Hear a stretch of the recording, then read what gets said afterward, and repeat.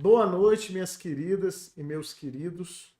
Hoje nós vamos apresentar o 38º episódio do podcast Histórias que Transformam.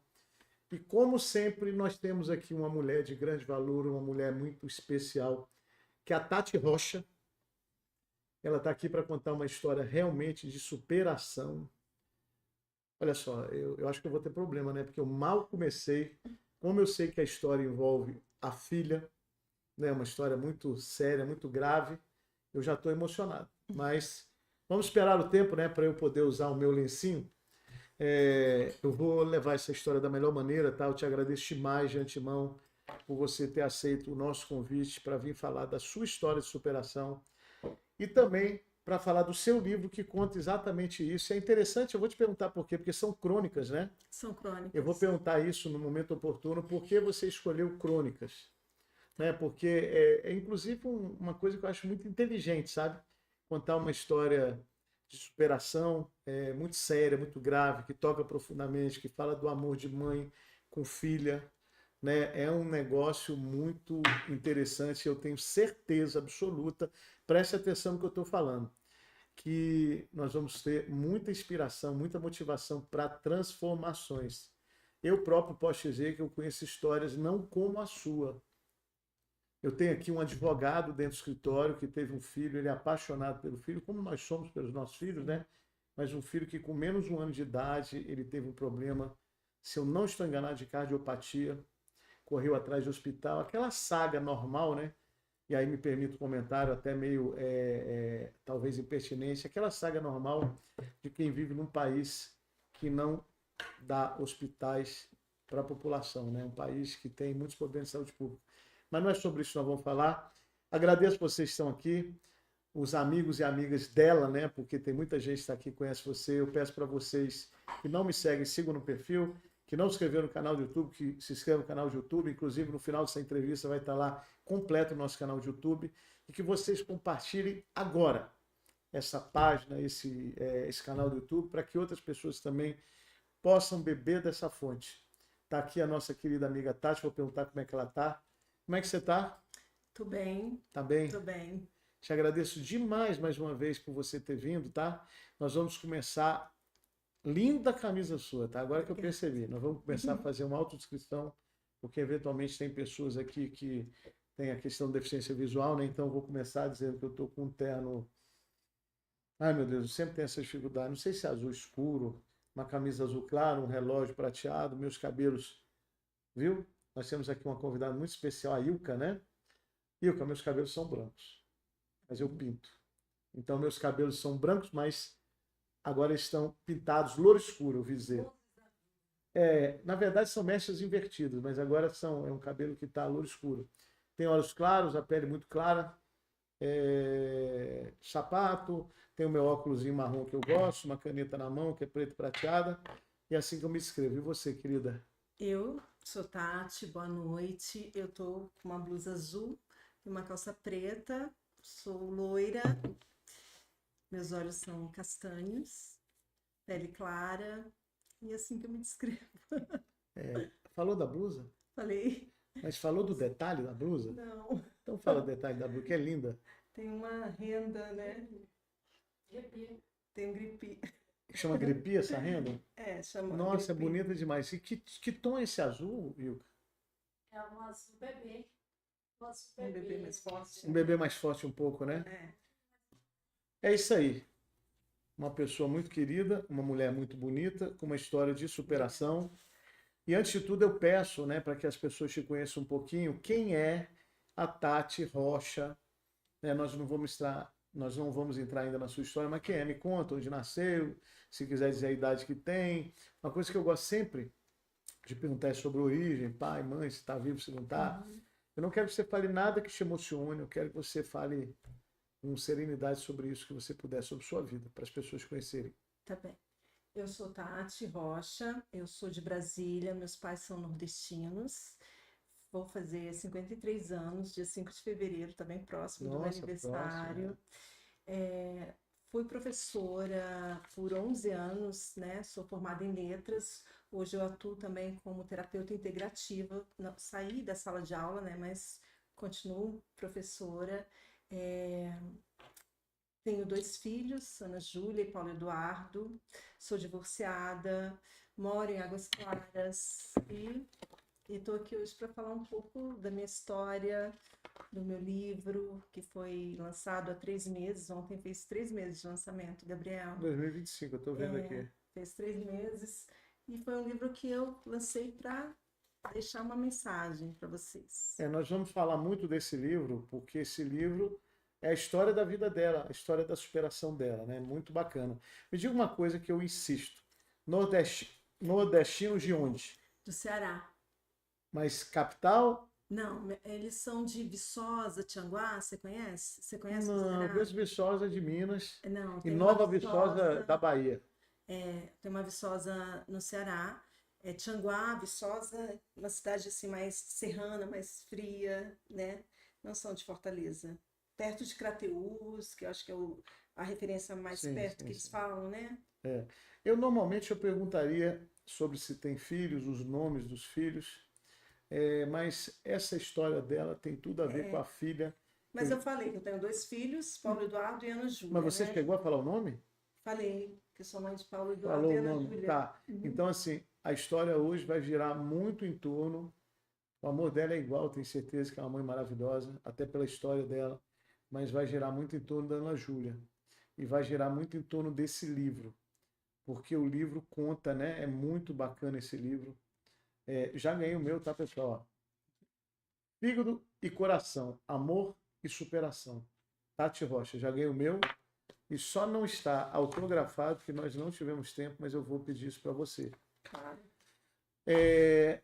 Vamos começar pelo livro propriamente. Está aqui, viu, pessoal? O livro está aqui, depois ela vai falar que vai sair daqui a pouco a 2ª edição, né? Sim, já tem um projeto para a 2ª edição, já tem uma data, mas que eu ainda não vou falar ainda. Mas já Ela tem não vai dar spoiler, ela vai falar o que ela quiser. Mas já tem todo um caminho para uma 2ª edição. Eu não tive a oportunidade de ler, porque eu recebi esse livro hoje, mas já vi os títulos dos capítulos. É um livro feito de crônicas, é isso? Sim. E ela vai contar. E é engraçado. Engraçado não, é interessante. Eu acabei de ver o livro, vi os títulos. Nós vamos caminhar de acordo com o que eu sempre faço, um roteiro, né? Mas eu tenho títulos aqui que eu vou, por curiosidade, perguntar por que esse título aqui, fala do quê? Mas depois, tá? Mas como nasceu, eu já sei que você já me contou, mas por que fígado e coração?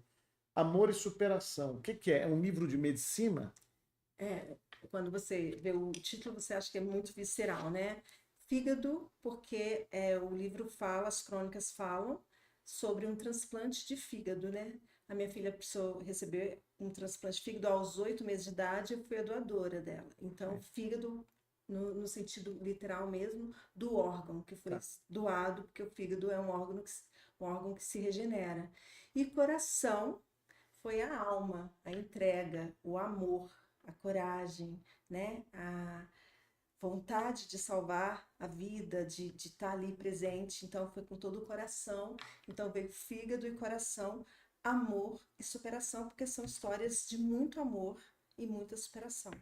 E nós estamos falando da Ana Júlia, tá? Ela vai contar tudo isso. A Ana Júlia hoje, ela vai fazer 24 anos, não, 25 anos de idade, no dia 22 de junho, próximo. E esse transplante sobre o qual ela falou, ela vai dar detalhes, né? Ele vai fazer 24 anos de transplante no dia 25 de fevereiro próximo. Exatamente 20 dias depois, se eu não estiver enganado, do seu aniversário, é isso? Isso. Exatamente. Agora, gente, Vitor, você consegue focar a capa desse livro, aproximar? Olha só, ela falou que o título, Fígado e Coração, é impactante. Mas olha que linda a figura do Marquito. Eu tive a curiosidade de ver o nome dele, do artista. Olha que coisa mais meiga. Olha que coisa mais linda. A mãe, aqui, que é exatamente, olha, uma loura, como ela é, né? Uma loura, que é exatamente a Tati Rocha. E a Ana Júlia aqui representada. É lindo, lindo, lindo, lindo. E vou dizer, eu não sei se é isso. Mas a história é tão bonita, eu vou ter dificuldade. Mas vamos lá. Que eu estou sentindo, não sei se vocês estão sentindo, um aroma tão gostoso. Não sei se é o livro, ele é perfumado esse livro? Você está sentindo, Vitor, esse aroma? Você tá, né, Ilka? É um aroma tão gostoso, uma história tão bonita, assim, que me parece que, sei lá, o negócio parece de anjo. Não sei, sinceramente. Ele é agradável, muito agradável. Tem um coração por trás, olha, Vitor, como se fosse um sol aqui atrás delas, né? Sim, eu percebi. Tem um outro coração aqui entre as mães. Fígado. Tem. O que é o fígado? O quê? Esse desenho. Ah, esse tá, é o fígado. Tem flores, tem borboletas, tem a lua, tem estrela. É lindo demais. Lindo, lindo, lindo, lindo, né? Desculpa, tá? Eu tô dando uma olhada porque eu fiquei Fica à encantado vontade. realmente, né? Fiquei encantado. Editora Tagore, que é uma editora daqui de De Brasília. Brasília. Né? O livro aqui eu já vi, como ela falou, ele tem 3 meses só. Então foi lançado quando? Novembro? Dia Outubro? 12 de outubro. Dia de Nossa Senhora, Dia das Crianças. E o Dia das Crianças, né? É. Nada mais oportuno, né? Muito interessante mesmo. Mas vamos lá. Então, eu perguntei a respeito do título. Ela falou que parece impactante, mas esse impacto é quebrado com essa imagem que, mais uma vez, eu mostro para vocês. Que é uma imagem muito delicada, muito agradável, não é isso? Então, ela já explicou, era um tema sobre o qual eu ia perguntar, por que você escolheu esse título. Agora, vamos falar da história por trás da obra, tá? Me fala desse diagnóstico da sua filha, ainda bebezinha. Eu sei que a saga começou aos 2 meses de idade. Ela nasceu, relembro, em junho de 2001. Então, quando foi fazendo as contas, em agosto, mais ou menos, começou isso, com 2 meses. Ou setembro. Setembro. Pronto, então conta para mim. Como é que foi o diagnóstico da filha ainda bebê? Antes de você tomar a sua decisão maravilhosa, linda, você está de parabéns, você é uma mãe especial, merece toda a nossa consideração. Obrigada. Então, Ana Júlia nasceu no dia 22 de junho de 2001 e ela foi um bebê muito esperado. Na época eu era professora, eu fazia várias ecografias, não, assim, estava tudo certo, né? Ela nasceu de 9 meses, tudo certinho. Neonatal bem bacana. Tudo, um pré-natal super bem Pré-natal, feito, desculpa. bem acompanhado, né? E só que ela nasceu com uma doença que chama atresia de vias biliares. Atresia de De vida. vias biliares. E que é como uma espécie de má formação no fígado. Então, assim, ela era um bebezinho amarelinho, né? Era meio. Ela nunca foi um bebê gordinho, assim, sabe? Ela era meio desnutridinha, amarelinho. Só que eu achava, como era minha primeira filha, eu achei que também o médico chegou a falar que podia ser uma icterícia fisiológica. Sim. Mas aí, com o tempo, a gente descobriu que não era, porque uma icterícia fisiológica, ela dura no máximo 15 dias. E a gente já estava indo lá para os seus 2 meses. E ela também tinha umas fezes mais clarinhas, não era um cocôzinho normal de uma criança. Mas eu também não sabia, era meu primeiro filho, eu não tinha ideia. E num final de semana, ela passou muito mal, ela, sabe, ela ficou muito molinha. Eu cheguei a levar até numa benzedeira, achando que podia pode ser ser. quebranto, Pode né? ser quebranto, é verdade. Mas não é. E aí eu levei no médico, consegui levar no médico no final de semana, num sábado, e aí ele falou, olha, é importante que você busque a opinião de um hematologista. E aí nós fomos, né? Na segunda-feira ela foi só piorando, durante o final de semana foi só piorando, e aí na segunda, e aí ele falou também de um hematologista e de um hepatologista. E eu Isso falei, tudo aqui em Brasília? tudo em Brasília. Tá. Tudo aconteceu aqui, começou aqui. Tá. E aí eu fui atrás, né? Na segunda, ela cada vez mais molinha, ela tava virando o olhinho.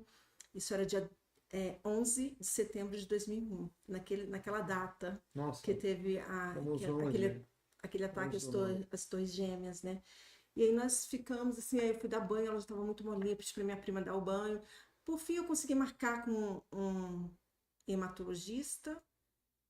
Não, eu fui num hepatologista. Primeiro. E aí, só que era um hepatologista que a moça, quando eu pedi para marcar a consulta assim, de urgência, ela não entendeu que era um bebê. Ele era um hepatologista de adulto. Sim. Quando eu levei, ele olhou e falou assim, olha só. E eu falei que eu teria que ir ainda ao hematologista, né? E ele falou assim, ó, não perde tempo com um hematologista não, vai num hepatologista mesmo, só que eu não atendo um bebê. Aí ele me passou a doutora Elisa de Carvalho, que é quem fez o prefácio do livro. Tá aqui, doutor. E aí eu fui para o consultório dela, porque era ali na Centro Clínico Sul, só que ele ficava numa torre e ela ficava na outra. Quando eu cheguei no consultório, ela não estava. E a moça, a secretária, ela viu meu desespero, então ela ligou para a doutora Elisa, ela estava dando um plantão no Hospital Brasília, e aí eu liguei, falei com ela, e ela falou assim, olha, ela... Traz ela amanhã para eu ver. Eu falei, doutora Elisa, ela não tá pegando mais nem no peito, sabe? Ela não... Ela tava cada hora mais desfalecida. E aí a doutora Elisa falou assim, eu falei assim, a senhora acredita em quebranto? Ela, médico, né? Eles não... Ela falou assim, não, ela traz ela aqui agora. E quando eu levei, era dia 11, a gente chegou já... Isso eu saí de casa cedo, né? Cheguei lá já no início da noite. E aí ela olhou, quando ela olhou, ela perguntou para mim assim, como que é que cor que é o cocôzinho dela? Só que ela falava cocô e eu entendia xixi. E o xixi dela era muito amarelo, por causa da bilirrubina, que era muito alta, né? Então manchava as roupas. E eu falei assim, é amarelo. E amarelo, e ela falava uma coisa e eu entendia outra, porque eu já estava passada. E quando, aí a Juju fez lá na hora um cocôzinho, e ela olhou, ela falou assim, ó, não tá normal. E nisso ela já pediu para uma médica descer e fazer, como ela já estava com sinaizinhos, assim, de molezinha, né, virando olhinho, ela pediu para uma médica descer, eles fizeram uma ecografia e aí perceberam que, uns exames, e perceberam que ela tinha feito 2 sangramentos na cabeça. Ela tinha feito 2 coágulos, né? Na cabeça? Na cabeça. Por isso que ela estava... E o que ela estava sentindo, na verdade, eram convulsões. Ela estava tendo convulsões. E aí a doutora Elisa imediatamente falou, essa não é uma cor normal. Ela internou e falou, as 48 horas são decisivas. Se ela não reagir, porque ela estava com um TAP, que chama tempo de protombina, que é um exame que mede a coagulação do sangue. Ela estava com ele em 28%, e o normal, no mínimo, teria que ser 70 e poucos por cento. Então, estava muito abaixo. Então, isso provocou o sangramento, né? E aí ela ficou na UTI, tendo convulsões, aí recebeu umas vitaminas K, né? Acho que foram injeções, não me lembro muito na época. E aí, nisso, o TAP dela foi para 100%, então ela reagiu. Quando ela reagiu, ela foi para todos os exames, e aí nós já ficamos internados no Hospital Brasília, e diagnosticou que era realmente atresia. Na época, em Brasília já fazia isso, há 20 e poucos anos atrás, né? Já fazia a CASAI, que é a cirurgia que faz quando a criança tem atresia. Essa cirurgia você precisa fazer até 3 meses de vida, para ver se consegue salvar do transplante ou pelo menos protelar o transplante. Mas a Juju estava aqui em Brasília, tinha cirurgia em Brasília, e aí eu cheguei e falei com a doutora Elisa, o que a senhora acha? Ela falou assim, ó, aqui eles fazem, são muito bons, mas aqui eles não têm não tinha experiência de transplante que teria em São Paulo, né? Ela repete, hepatologista, o nome é esse? Hepatologia. Mas ela não era... E quem faz esse tipo de cirurgia É o esse? cirurgião. Não, mas é o cirurgião, mas hepatologista. Ela não era cirurgiã, Não, doutora ela Elisa? não, ela era uma pediatra. Tá. Aí eu perguntei, quando ela falou assim, olha, assim, ela já, não é que ela deduziu, né, mas assim, poderia ir para o transplante. Então, ela falou, ó, aqui eles não têm experiência, então a gente resolveu ir para São Paulo. Quando nós fomos, ela já foi direto para a cirurgia, porque ela já estava muito no limite de 3 meses. Eles fizeram... Vocês foram avião de carreira ou avião... Não, nós fomos avião normal, compramos a passagem e fomos. Ela no colinho, essas coisas? Ela no colinho. Mas ela estava estável, Já né? estava reagindo porque ela foi medicada, né? Ela já estava estável, ela já estava há 15 dias no hospital. Ah, tá, 15 dias. Ela estava internada quando fez os exames, que foi diagnosticado que era atresia. Aí nós fomos para São Paulo, aí ela já fez a cirurgia, já foi com encaminhamento, foi para o AC Camargo, é o Hospital do Câncer em São Paulo, um hospital perfeito, maravilhoso, hospital assim, extremamente equipado. Pera, ela foi para o AC Camargo, que é o Hospital de Câncer, mas para tratar dessa questão... Porque lá tinha equipe do transplante. Ah, então tudo bom. Inclusive, os médicos que fizeram, foi do Paulo Chapchap e Eduardo Caroni, eles eram os pioneiros nessa técnica de doador intervivo. Esse Chap é muito conhecido. Sim, ele é muito conhecido. Chap. Paulo Chapchap foi o médico dela, o cirurgião dela. E o meu cirurgião foi o doutor Eduardo Caroni, o doutor Eduardo já faleceu. Ele Mas me diga faleceu uma um coisa, tempo atrás. essa cirurgia que ela já chegou e foi para a cirurgia, É, você já está falando do transplante, não? não, A foi a primeira cirurgia, cirurgia etria. que se chama Casai. Essa cirurgia ela fez com 3 Mas meses. casar esse é o nome da doença? É etríase? Atresia de vias biliares. Atresia viroseária. É. E fez essa cirurgia casai. Casai, que é uma cirurgia que é para ver se resolve essa questão, né? Se consegue resolver a questão e não levar a criança para o transplante, Certo. ou pelo menos protelar o transplante, né? Tá. Porque uma coisa que eles tentam evitar tão rápido o transplante é que é uma cirurgia grande, bem grande, de alto porte, e também você começa a tomar um imunossupressor muito cedo, e o imunossupressor ele tem vários efeitos colaterais. Então, eles tentam segurar para não começar tão cedo. Mas ela fez a Casai, eles chegaram a falar, ó, foi um super sucesso quando a gente cortou o fígado, espirrou bile, mas não foi um sucesso não, porque logo em seguida ela não teve mais nenhuma qualidade de vida. Ela vivia internada, ela tinha aquela que eles chamam de barriga d'água, que a gente é ascite, né? Era só a barriguinha, às vezes a gente levava no hospital, tinha que furar para aquele líquido O sair. médico falou que deu certo, mas ele estava falando do procedimento cirúrgico. Ele falou assim Mas o que que poderia ter dado certo assim a Casais, a primeira Certo, cirurgia. entendi. Ele não confirmou, ele falou que tinha sido porque quer dizer que quando eles cortaram o fígado, né, e espirrou bile, quer dizer que tinha ali um fígado ainda saudável, não era um fígado necrosado, né, com cirrose. Então eles achavam que podia ter dado certo, mas não deu. Normalmente não dá, Gabriel. E você já veio para Brasília? Não, aí eu fiquei lá um tempo em São Paulo. Quanto tempo você foi em São Paulo? Antes do transplante, eu fiquei depois da cirurgia, eu fiquei alguns meses, depois eu voltei para São Paulo e fiquei aguardando o transplante. Após o transplante, acho que a gente ficou quase um ano. Você ficou alguns meses lá depois da Casai, veio para Brasília e depois voltou para a cirurgia. Voltei para São Paulo para aguardar o transplante. No mesmo AC Camargo. Mesmo assim, foi tudo no AC Camargo. Ela sempre foi cuidada em São Paulo, no AC Camargo.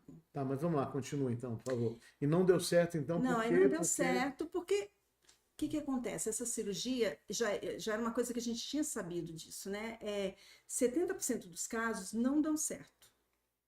Casai. A Casai. 30% dá certo, ou então dá uma protelada no transplante, vai fazer lá na frente, mas assim, a gente sabe que 70% vai para o transplante.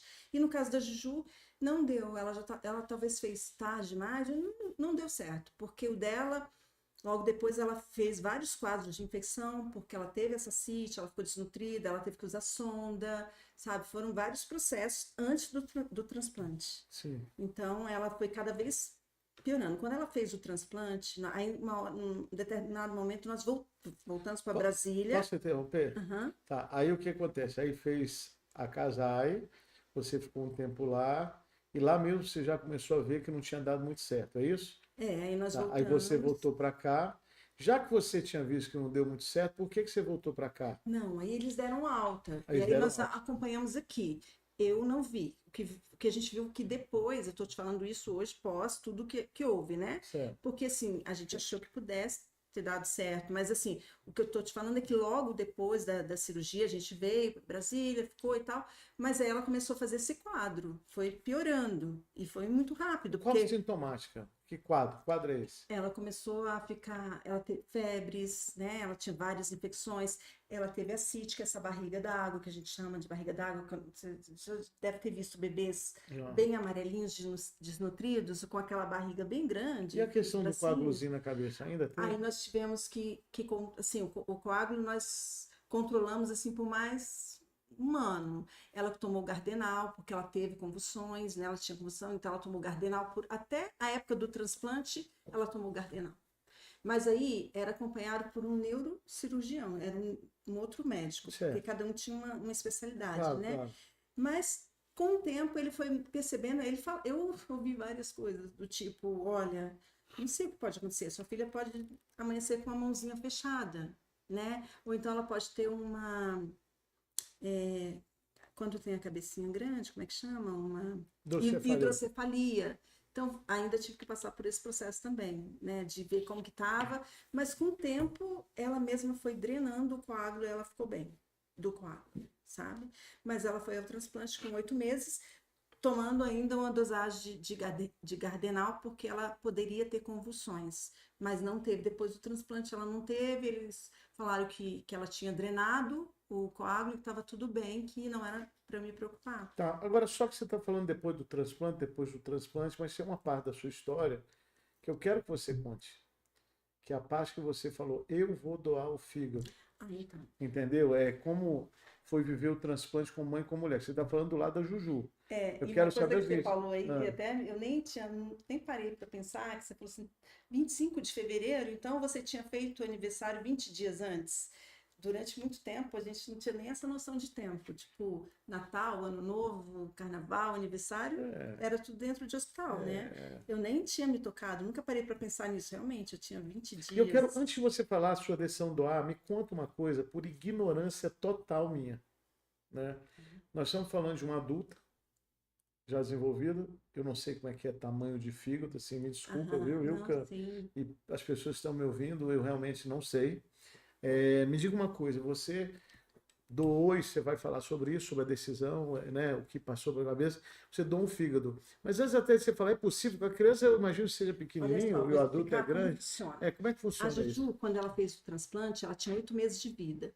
Como ela era um bebê desnutrido, ela tinha 5 quilos com 8 meses de vida. Antes do transplante, ela precisou tomar um leite para ela poder se nutrir, para ela suportar uma cirurgia, que é uma cirurgia de 14 horas. Nossa A cirurgia do Senhora. transplante.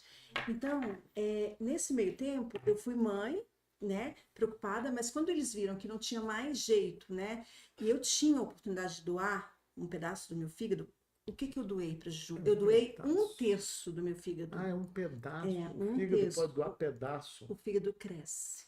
3 meses depois, Isso eu já ouvi que ele cresce. cresce. 3 meses depois é um fígado normal.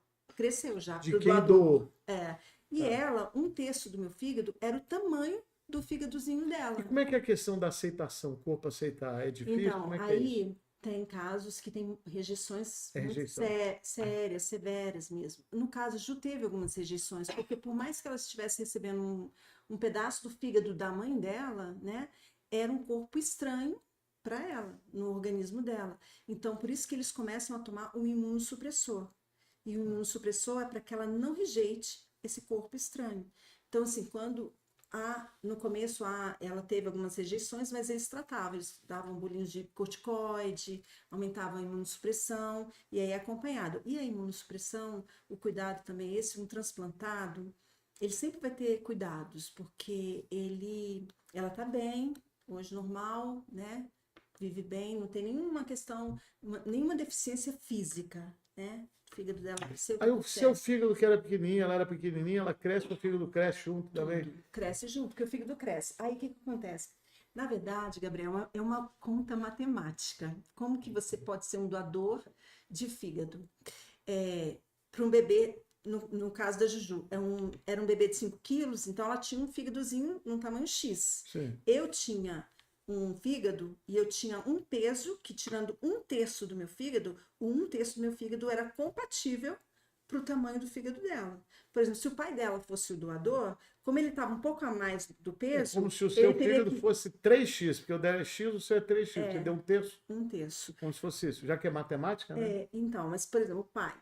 Se o pai fosse, se eu não pudesse doar, o que você precisa para doar? Você precisa ter a mesma tipagem sanguínea. E você tem. Eu tenho a mesma tipagem. O que mais? Você precisa ser uma pessoa 100% saudável. Por quê? Porque você também vai passar por uma cirurgia de alto risco. Isso eu vou horas de perguntar daqui a cirurgia. pouco. Eu quero perguntar. E aí você precisa ter um tamanho, um peso que seja compatível, teu fígado seja compatível com o tamanho do fígado da bebê, do receptor, né? Então, no caso, eu tinha tudo isso. A minha irmã, na época, também tinha Compatibilidade também, a sua irmã. compatibilidade, tinha, porque ela tinha um peso parecido com o meu, e ela também, na época, chegou a oferecer Tipagem sanguínea era a mesma. a mesma tipagem. Qual é o seu tipo sanguíneo? A positivo. Ah, tá. E Sua filha também. Os meus 2 filhos são A positivo. Tá. E o meu ex-marido também era A positivo. Só que assim, ele pesava mais. Então, se ele tivesse que doar, ele teria que emagrecer para ele poder. E você já estava pronta para Eu já doar? estava pronta. Tá, mas eu não quero que você avance. Eu vou te explicar, porque ainda eu quero falar Você colocou o livro, ó, gente, fígado e coração. Eu quero falar do seu coração. Tá? Essa parte me interessa, porque aqui fala sobre decisão de doar. Mas antes eu quero até perguntar uma coisa. Não, vamos nessa, depois eu vou perguntar uma coisa técnica aí que você já falou. Querida, eu quero saber, a não ser que você fale, eu não quero falar disso. Aqui eu só sou o facilitador. Quero saber o seguinte, do jeito que você está contando, as pessoas estão ouvindo, se elas pensarem como eu, elas estão sensibilizadas, que eu estou sensibilizado, eu estou emocionado com isso. Mas a questão é que o nosso objetivo aqui é inspirar e é motivar. Tá? Então parece que é uma coisa assim, é como se batesse o memorando isso tudo no plano emocional, porque você está falando com muita grandeza até, né, e com muita serenidade sobre isso. Mas eu quero entrar um pouco, se você me permitir, quiser, no emocional, porque isso é muito importante. Por quê? Porque muitas vezes as questões das pessoas tem muito a ver com o emocional, mas como é que ela conseguiu, como é que ela superou, alguém ajudou, onde é que ela encontrou força? Você se importa de falar um pouquinho disso? Imagina. Né, eu queria ouvir isso. Eu sempre. Eu fui uma pessoa assim que eu quis me casar, eu sonhava com uma família, eu sonhei com a minha filha, com os meus filhos, né?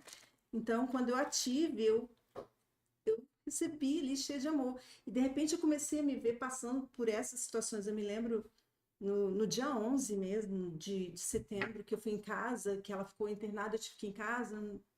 E aí eu peguei uma roupinha dela e eu sempre tive muita fé em Deus mesmo. Sempre confiei muito. Eu falei, eu lembro que eu peguei uma roupinha e falei, meu Deus, o Senhor sabe de todas as coisas, né? Claro que eu não sei se eu não perdi a minha filha, ela tá comigo, mas eu falei, o Senhor que sabe de todas as coisas. Eu queria muito a minha filha comigo, mas eu não sabia de nada, porque a gente não, a gente depende da vontade de Deus, né? Ele que nos conduz, ele que conduz a nossa vida. Então eu tive muita fé e também e eu fui muito corajosa, assim, eu não pensava em nada negativo. Quando na minha segunda, no meu segundo, na segunda edição, eu vou até pensar, eu estou escrevendo uma crônica falando sobre a minha cirurgia que eu não coloquei nesse primeiro livro, né? Eu não tive medo de nada. Quando eu entreguei com toda a fé, com toda a firmeza que eu tinha. Então, quando eu tive que tomar essa decisão, o meu tio lá de São Paulo, que é advogado também, ele leu, porque você assina todo um termo de responsabilidade, que é uma cirurgia, né? Qualquer cirurgia é uma cirurgia de alto risco. E aí, por que você tem que ser 100% saudável? Porque você fica 22 horas deitado, então você corre risco de embolia, várias coisas. Você não pode ter nenhuma variz, nada. Você não pode ter uma cárie no dente, porque você também está passando por um processo, né? E aí, quando ele leu, ele ficou muito assustado. Como vocês mesmos colocaram lá no texto, né? Eu tinha 29 anos. E ele falou, não, minha filha, você não vai fazer isso. Eu falei, tio, eu vou. Eu não faria pelas suas filhas, porque eu vou fazer pela minha. Então eu desbravei, eu não pensei assim, eu não fiquei pensando ou com medo, não tive medo, eu só entreguei. E me entreguei, sabe? Foi uma entrega mesmo. Queria ver a minha filha bem, era a coisa que mais me movia, e era uma coisa assim, uma cumplicidade mesmo. Quando a gente é mãe, a gente tem essa coisa de querer. Eu fui essa mãe. Claro, nem todas as mães são assim, porque eu também conheci, fiquei mais de 10 anos, muito. Ela ficou 20 anos praticamente no hospital, como paciente. Com 20 anos ela teve alta para Brasília. Mas até 10 anos de vida, eu fiquei praticamente todo o tempo em hospital, indo e vindo, sabe? Porque foram várias intercorrências. Então, assim, eu conheci muitos casos, de muitas histórias, de gente que colocou para doador, para receber, um jornal para receber um doador, né, para o seu filho, porque a mãe não teve coragem, ou porque a mãe abandonou. Eu não fui essa mãe. Eu fui a super. Assim, eu quis ser uma grande mãe, não que eu quis, eu fui. Porque eu amei os meus filhos desde o início, sempre. Eu quis tê-los. Era um desejo e eu queria. E eu ainda me ocupei muitas vezes. Muitas vezes eu achei que eu falava, ainda falo isso.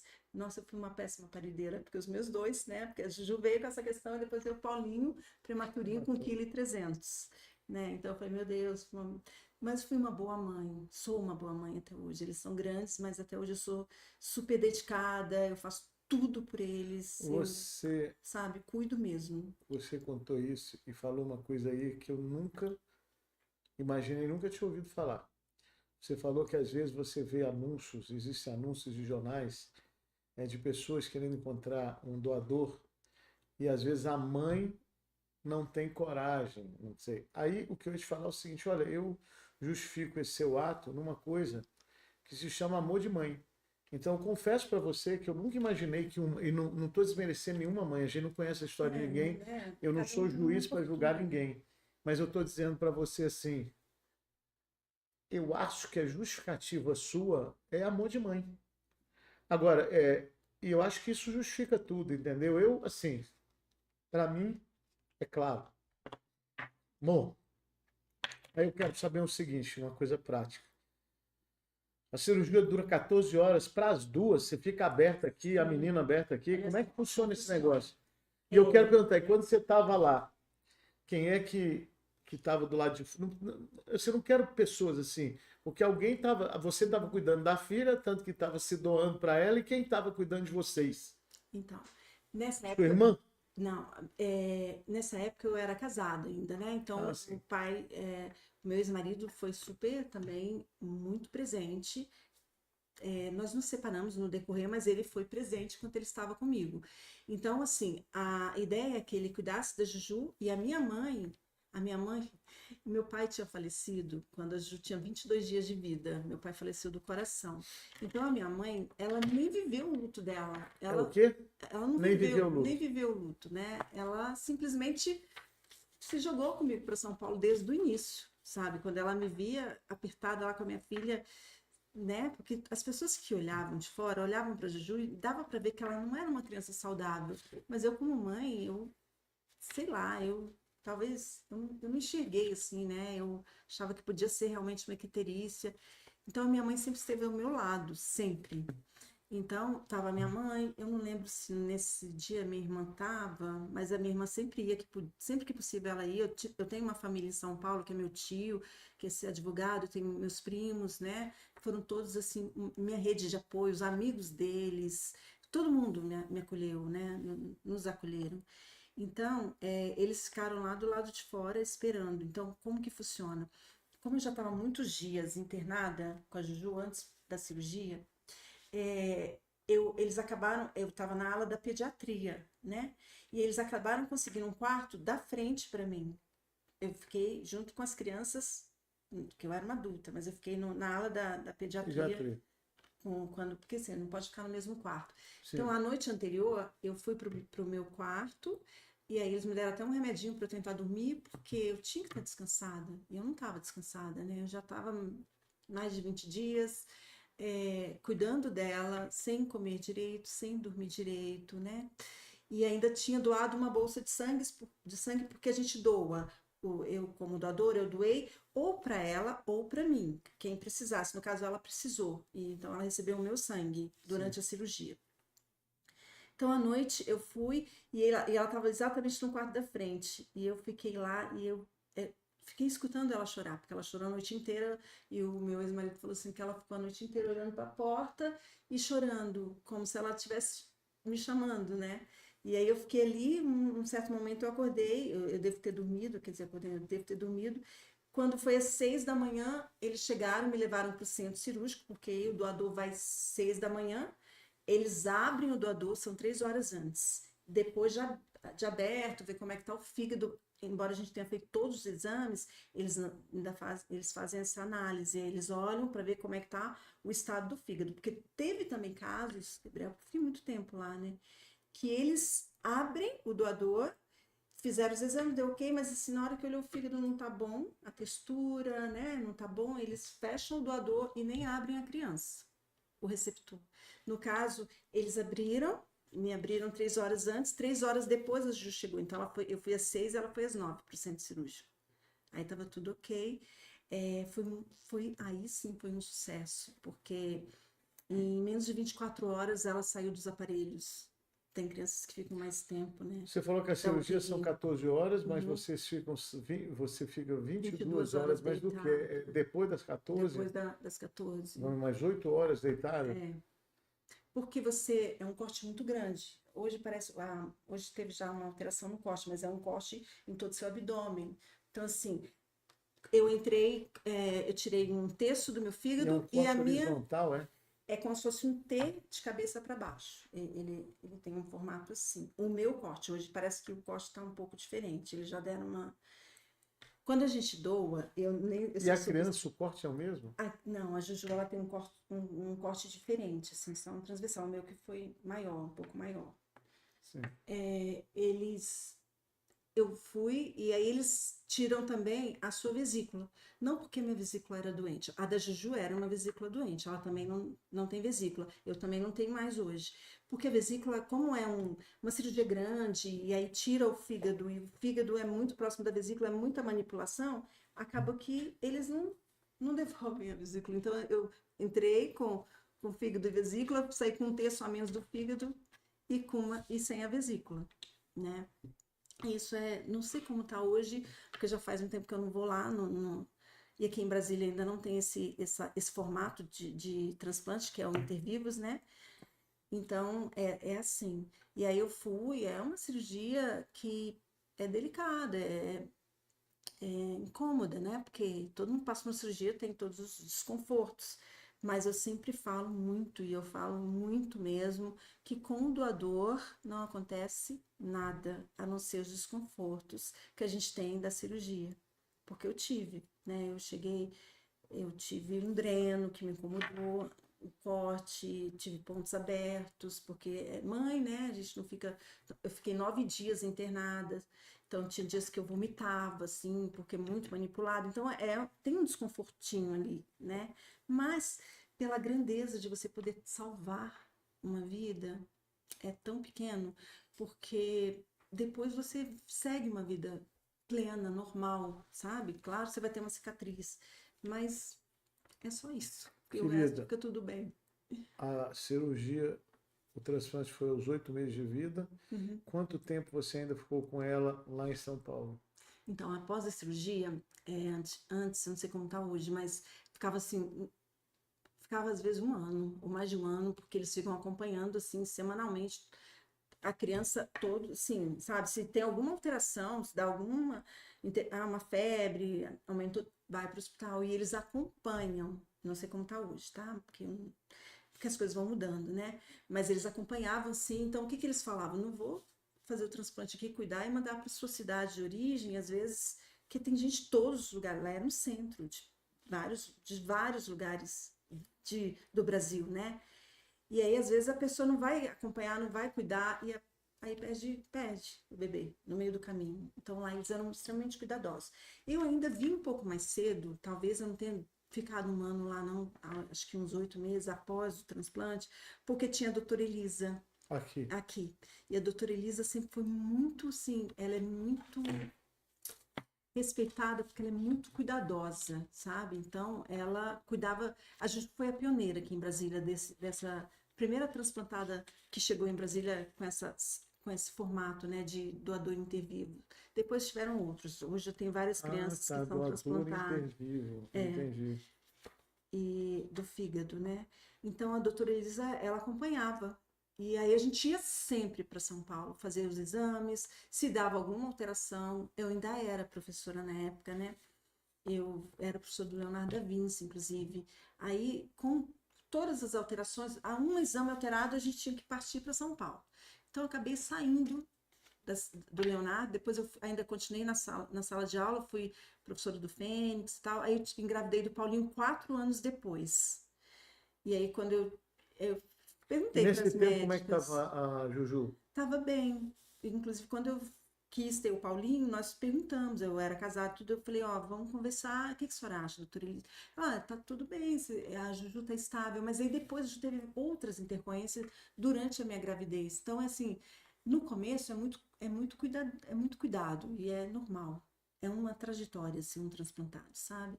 Então, ela teve umas intercorrências e eu fui para São Paulo, eu ia, voltava, e aí nasceu o Paulinho prematurinho, ele chegou aí para São Paulo comigo com menos de 2 quilos, porque ele era muito bebezinho, ela teve outra intercorrência, e era tudo lá. Mas retirando a prematuridade, não teve outra coisa. Não, Não, ele ficou bem, mas ele também foi um bebê que ficou 23 dias no alto risco, porque ele também nasceu já meio que em sofrimento.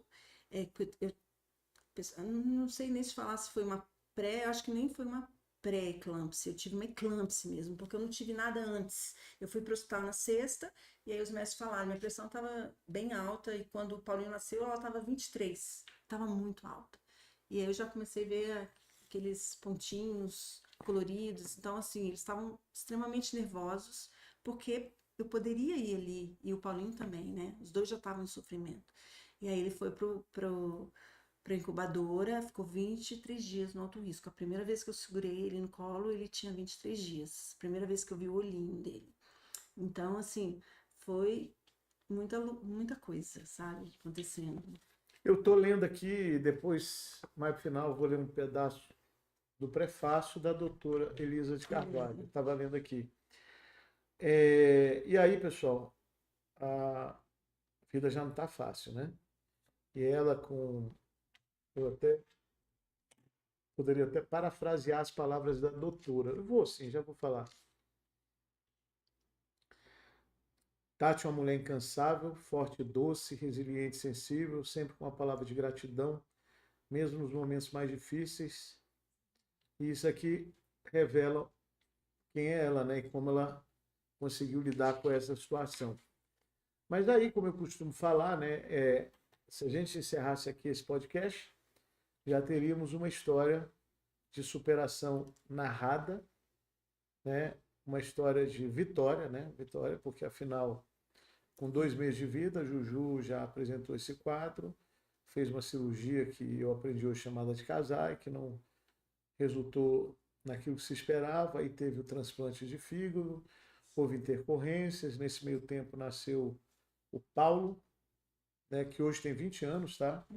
A Juju, nossa querida Juju, está fazendo 25 anos no dia 22 de junho, e ela vai para lá, vem para cá, vai para São Paulo, tem as intercorrências, como ela falou, que com o doador, né, a vida segue, tem no momento lá da cirurgia e talvez um pouco depois tem os desconfortos, mas a vida segue. Aí a gente poderia falar, muito obrigado porque você veio, acabou a história, né? Esse livro fala sobre essa cirurgia, que é o transplante, mas nem tudo são flores, né? A mesma querida Juju, aos 7 anos de idade, ela teve um outro diagnóstico, e sobre isso ela vai falar.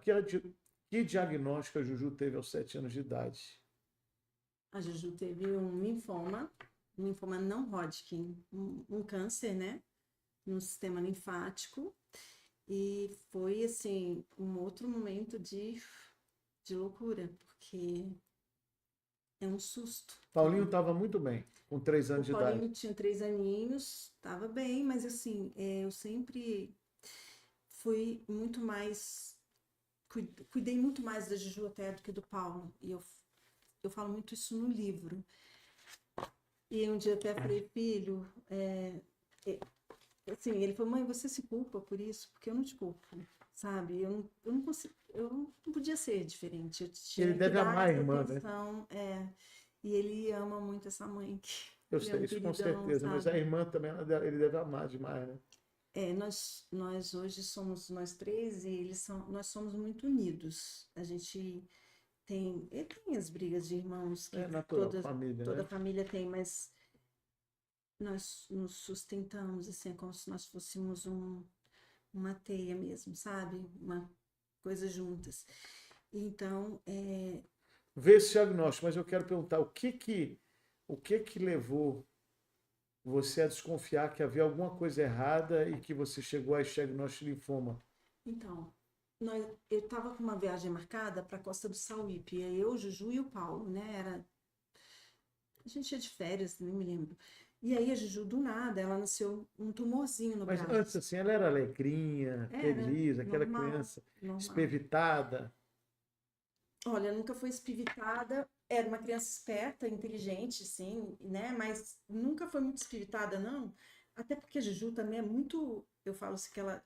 Eu falo, filha, você tem uma alma de anciã. Porque ela viveu muito com pessoas mais adultas, Sim, né? sim, sim. Lá em São Paulo, a gente ficava muito na casa da minha prima, do meu tio, eram pessoas mais velhas. A gente não tinha muito, assim, contato das crianças do hospital. Certo. Porque era muito, assim, era muito hospital, casa, casa, hospital, sabe? Então ela não tinha, ela não teve aquela infância, né, de muitas crianças e tal. E aí, quando foi a questão do linfoma, ela sempre era analisada. Todas as vezes que ela ia ao médico, olhava tudo, se tinha algum tumorzinho, porque o imunossupressor, às vezes, ele pode causar um problema desse, um CA, né, um câncer. Então, ela ficou assim. Eu tinha ido muito recente, a doutora Elisa, ela tinha olhado tudo do nada, Gabriel. Um dia a gente brincando com ela na cama, né? Ela rolando lá. E aí eu percebi que tinha um tumorzinho no braço. Aí eu falei, uai, o que é Uma isso? protuberância É, ou, por exemplo, uma mancha, o que era? não, ele era em alto relevo, ele era grandinho até. Só Sim. que ele se movia, E doía quando você colocava a não mão? doía. Não doía. Mover é bom, não mover é ruim, mas assim, doer às vezes é melhor do que não doer, então tem várias Você não coisas, achou que era um sabe? cisto benigno, por Como exemplo? mãe sente, né? Eu já me deu uma aflição assim no coração, porque foi tudo muito rápido. Sabe quando você tem a gente vive nesse estado de alerta, sabe? E aí eu peguei, e aí eu falei, o que é isso? Aí eu falei com a doutora Elisa, e ela falou assim, ó, leva no base, porque sempre aqui em Brasília, a gente na época tinha convênio, hoje a gente é SUS, mas a gente tinha convênio, então eu levava nos hospitais particulares, mas a minha referência era o base, sétimo andar, porque era na época a pediatria funcionava no sétimo andar, hoje é o Hospital da Criança. A É. pediatria do base foi para o Hospital da Criança. Mas era no sétimo andar, era lá que estavam os médicos dela, quem eu confiava. Então, eu falava, aí a doutora Elisa assim, ó, leva e já passou para um oncologista. Eu fiquei arrasada quando ele veio. E Mas ele a falou, doutora Elisa já imaginou que pudesse ser um câncer? sim, porque ela sempre me falou isso e eu aprendi com ela. A gente vai pecar por excesso. Ah, tá bom, tá certo. Então a gente sempre, sabe, se não fosse, tava ótimo. Mas, né, eles não brincavam no serviço, assim, era tudo muito rápido, por isso que as coisas foram acontecendo muito rápido. E aí eu levei, aí o oncologista veio, eu lembro até hoje, estava no base, ele olhou, só olhou assim, e falou assim, ó, tem que fazer biópsia. Eu fiquei arrasada. E aí a biópsia eu faria mesmo no particular, aí eu levei no médico, e eu tava com a minha viagem marcada. E o médico falou para mim, assim, não, vai, faz a sua viagem, que quando você voltar, a gente faz a biópsia, porque se ela fizer, ela não vai poder viajar. Então é melhor vocês fazerem a viagem. E aí nós fomos, 10 dias. Só que a minha cabeça a 1000 por hora. Eles estavam lá se divertindo, ela, o Paulo, minha mãe, e eu com a minha cabeça, sei lá onde, em Nárnia, né? Porque estava preocupada. Quando nós chegamos, que fez a biópsia, ela ficou muito assim, estressada. Eu lembro da anestesia, ela saiu querendo bater na enfermeira, e a enfermeira falou: calma, mãe, calma, porque é normal, é da anestesia geral, né? Tal, e eu já comecei a ficar assustada, já coloquei meu joelhinho no chão e me preparei para o que pudesse vir. E fui, e aí levei para fazer o exame, e aí eles fazem um pré-exame, assim, lá, meio acho que confirmaram que era uma coisa maligna. Só que eles iam para histoquímica. Histoquímica é para eles verem que tipo de célula que é. Então hoje eu já entendo que se alguma coisa for para histoquímica é porque já é uma coisa que tem Para que ser confirmar tratada, o é uma que é. doença, né? E aí eu falei, aí a doutora Elisa falou, olha, eu se fosse você, pegaria as lâminas e iria para São Paulo. Porque aqui acho que durar 15 dias. Para o mesmo Então, hospital. sempre para o mesmo hospital. Era lá que estavam os médicos dela, toda a equipe, eles acompanhavam tudo lá. E aí eu peguei e fui. Quando eu cheguei lá, eu já levei, eu mesma levei as lâminas pro sírio-libanês. Estava no Camargo, mas eu mesma levei porque eles fariam assim, no outro dia saiu o diagnóstico. E aí deu linfoma maligno de alto grau de grandes células B. Nossa. Eu fiquei arrasada. E ali mesmo, naquele dia, nós não saímos mais do hospital. Aí nós já passamos pelo médico da oncologia, aí ele já foi explicando, olha, tem que fazer isso, você pode pegar infecção, isso. E foram várias informações. E eu estarrecida, falei, mas não é possível. E ela também tinha acabado de voltar de uma viagem de férias, uma vida normal, de repente ela estava ali, sendo internada novamente, né, para começar uma quimioterapia. Aí eles fazem um estadiamento para ver como é que tá, como é do sistema linfático, eles tinham que ver como é que estava a medula dela. Então, por exemplo, se passasse de 25% como se tivesse afetado, já viraria uma leucemia. Então, dela foi até 25%, então não chegou numa leucemia, porque leucemia ainda ser pior, né? Que às vezes precisava do transplante de medula, que é outro transplante bem delicado. Então, assim, é como se a gente vivesse sempre no escorregando e Deus ia lá e pegava, sabe?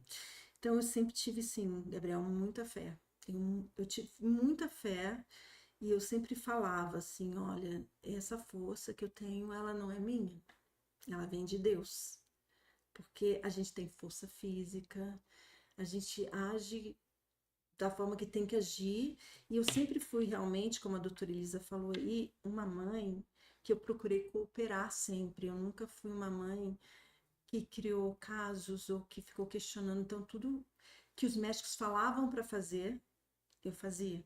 Eu tentava ficar do lado deles todo o tempo. Eu estudei, sabe? Eu estudava os exames, o que podia ser, para eles confiarem em mim. E eles confiavam. Então, assim, eu nunca fui aquela mãe que ficou questionando. E eu também nunca fui uma mãe que chegava para outra mãe e falava o pior. Eu sempre falava o melhor. E eu falo isso até hoje, é uma coisa que eu sempre falo. As coisas vão acabar bem. Por mais que a gente passe as adversidades, elas vão acabar bem. É porque naquele furacão, ali no meio daquele furacão, a gente acha que não acaba, mas acaba. E acaba bem, né? A gente passa, porque são as coisas da vida. E é com, assim, hoje eu sei que isso se chama inteligência emocional. Na época eu não sabia ainda, mas eu tive muita inteligência emocional. Eu tive que manter a minha calma. Quando eu queria desabar, sumir, desaparecer, eu tive que estar presente. Então eu estava presente ali todo o tempo. Eu foquei, sabe, em realmente cuidar da minha filha. E cuidar e ajudar e fazer o que tinha que ser feito. Então, o restante eu acho que eu deixei tudo meio que de lado. Tati, e por isso que você é uma mulher admirável, tá? E isso que ela está falando, a doutora Elisa de Carvalho, ela falou, né, que a sua confiança, falando da Tati, e gratidão em nós, isso aqui é o prefácio do livro. Sua confiança e gratidão em nós, médicos, foi sempre acompanhada de uma postura ativa, participativa e generosa. Mas somos nós, médicos, que agradecemos por termos feito parte dessa história. Sua trajetória inspira e ensina. Sua fé e sua força nos lembram diariamente porque escolhemos cuidar. Bonito. Mas olha só, eu ia te perguntar sobre a fé, o tanto que ela contribuiu para esse estado de e paz. Eu posso falar que você encontrou a paz nesse momento? Ainda que ela durasse o tempo que necessário, né? Porque naquele momento, eu vejo assim, sabe, o amor da mãe por um filho, estou falando filho, filha, né? É o amor da maneira mais sublime que eu entendo que haja. Eu acho que é um amor incomparável com qualquer outro tipo de amor. Tem amor do filho com a mãe, da filha com a mãe, tem do filho com o pai, mas assim, o amor do filho com a mãe, mais do que o amor do filho com o pai, né, é um negócio, o amor de mãe é um negócio assim, de Deus puro, Deus É, puro, Deus puro. E você é uma mulher admirável pela sua postura. Hoje você falou que você entendeu, hoje, né, com esse novo conceito da inteligência emocional, pelo menos a difusão, que você tinha uma boa inteligência emocional. E aí, pessoal, é assim, aí veio o fígado, aí agora veio o câncer. Me conta, a quimioterapia resolveu? E quanto sim. tempo durou? As químios foram 4 meses. 4 meses e pouco de quimioterapia. Só que assim, por ela ser uma transplantada, estava chegando uma medicação que chamava rituximab, é como se fosse assim que fosse ajudar na imunidade dela, né? E aí ela precisou tomar essa medicação 6 semanas seguidas, não sei se 6 ou quatro, eu não me lembro muito bem, eu acho que até escrevi isso aí, mas agora não estou me lembrando. Então, assim, ela tomava químio junto com essa medicação, então ela ficou internada todo esse tempo. Uhum. E aí o cabelinho dela caiu na segunda semana. Ela sofreu muito com a químio, com o tratamento dela. Ela ficou muito magrinha, ela ficou. Eles ficam com uma cor diferente, né? Falta o sangue ali, sabe? E, e ela. A gente não tinha sossego, porque às vezes ela terminava a químio, a gente ia para casa, dava 37,8. Era febril, tinha que voltar para o hospital. Então, assim, ela sentia dor, sabe? Ela teve muitos efeitos colaterais. E o cabelo dela caiu, assim, caiu não, descolou da cabeça na segunda semana, que teve uma hora que eu levantei, assim, e eu até conto isso numa das crônicas. E aí eu só fiz assim com a tesoura, o cabelo dela, porque a Juju, os meus 2 filhos são mulatos, porque meu ex-marido, ele é negro, então assim, eles são, a Juju tem o cabelo enroladinho, por isso mesmo que o Marquito fez, esse artista aí que fez essa aquarela, ele fez exatamente com a energia do E livro, qual é a cor do cabelo dela? é castanho. Castanho, né? É. E aí ele fez primeiro ela de cabelinho liso, eu falei, não, olha, Marquito, o cabelinho dela é enrolado. Aí ele desfez e refez, sabe? Então, assim, todo esse livro, ele tem uma magia, assim, de uma energia boa, porque todo mundo que ajudou na feitura dele foram muito especiais, né? Nós vamos chegar nisso, mas assim, ele fez com muito amor, uma energia, e aí o cabelinho dela, como era enroladinho, tava preso, aí foi caindo e foi, sabe? Tava aqui, preso aqui, num fiozinho de cabelo. Então, assim, foi um momento bem também difícil, mas que eu também consegui reverter com uma outra situação que eu fiz na hora para que ela sentisse menos dor, que ela sentisse menos perda, né? E aí eu fui, tudo que eu podia fazer para me desdobrar, para eu levar para ela assim uma coisa mais bonitinha, uma história que já estava bem, né, doída, mas de uma maneira mais leve eu fiz. E eu, inclusive, nunca falei para ela assim, na época, hoje ela sabe que teve, mas na época eu não falava, filha, você tá com câncer. Porque ela falava, ela estava dentro do hospital do câncer e ela falava, meu Deus, ela via crianças morrerem todos os dias. Então ela falou assim, mãe, eu tô com câncer. Eu falei, não, imagina, não, você não tá com câncer, filha. Você tem um tumorzinho. Mas isso ela já estava fazendo quimioterapia? Tava. Só que eu não falava, né? Eu não falava, tinha 7 anos.